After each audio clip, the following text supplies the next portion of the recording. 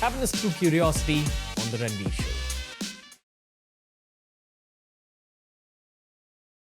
The first question is, Abki Baar 400 Paar? I don't think so.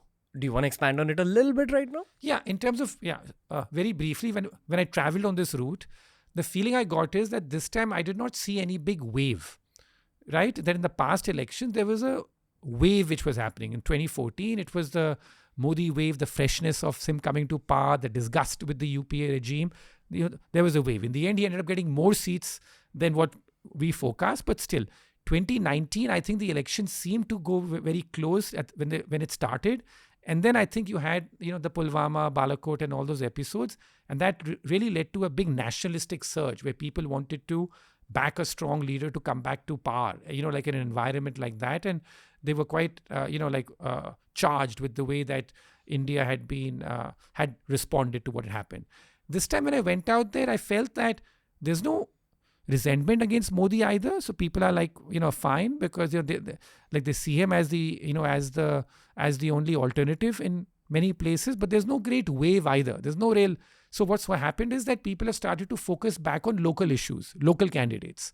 Who's our local candidate? What has he done for us in terms of that? So it's gone back to that. In the past, what we would call is that, in fact, when I was thinking about this trip, about 4-6 weeks ago, I started thinking about this trip.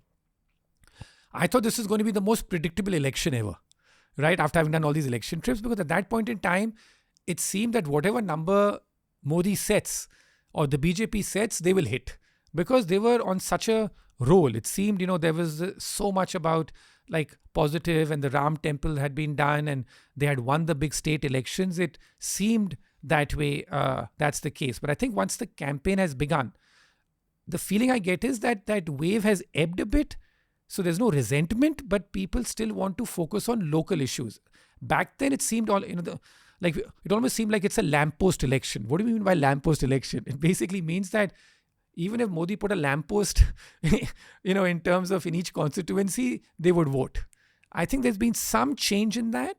I don't think the change is enough for him to lose, because I still feel that he's got a very strong base, particularly among women. And this is one of the contradictions I try and explain to my friends in the West.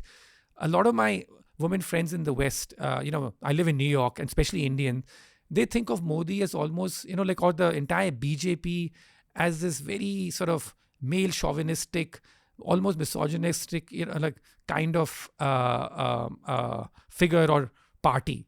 But yet there's another side, which is that because that his support base amongst the women seems quite powerful, because a lot of people, they get the free rations. The delivery system is improved because of, the digitization. People get the benefits much more directly and stuff like that. So I think that those kind of things is what builds his base up also. So I think that it's that kind of strange election, which is that it doesn't seem like a wave, yet you have a leader with a strong base. So it's the logical conclusion to me seems is that, just based on our travels, is the fact that he comes back to power, but possibly with not as big a number as he had expected, or even as last time. I think that is my base case. But remember that it's calling Indian elections, as you know, is fraught with massive risks. Every 1% change in the vote, 1%, can change your seats by 15 seats. Break down this concept. Yeah. So like, for example, let's say the BJP, this is in fact some stuff which was taught to me by people like Pranoy Roy and Dorab Supariwala, who are such great pollsters and, have been so in the past. That let's say that the BJP's, has 35% vote share. I'm saying hypothetically, what analysis showed is that the vote share of the BJP goes from, in very simple terms, I'm telling you, if the BJP's vote share goes from 35 to, let's say, 33, this is all hypothetical, the number of seats they win could go down by 20-30. If the BJP's vote share goes up by a similar amount, the number of seats that they win could similarly go up by, up to 30 seats or so. So now when you're traveling, how do you just be able to predict this 1% swing? And yet the verdict will be so different if the BJP, let's say, has around 300 seats today. If the BJP's, let's say, slips to, let's say, 270, I think a lot of people will see that as a pretty diminished mandate. That, yeah, he's coming back, but he's been diminished. On the other hand, if the BJP hits 330, then I think a lot of people will say he's got the complete support of the people to do what he feels like. Right? I mean, I think that most people would interpret the results that way. And what is it all hanging on? 2% here or 2% there. So that makes it so difficult, therefore, to predict, but we can still, it's fun.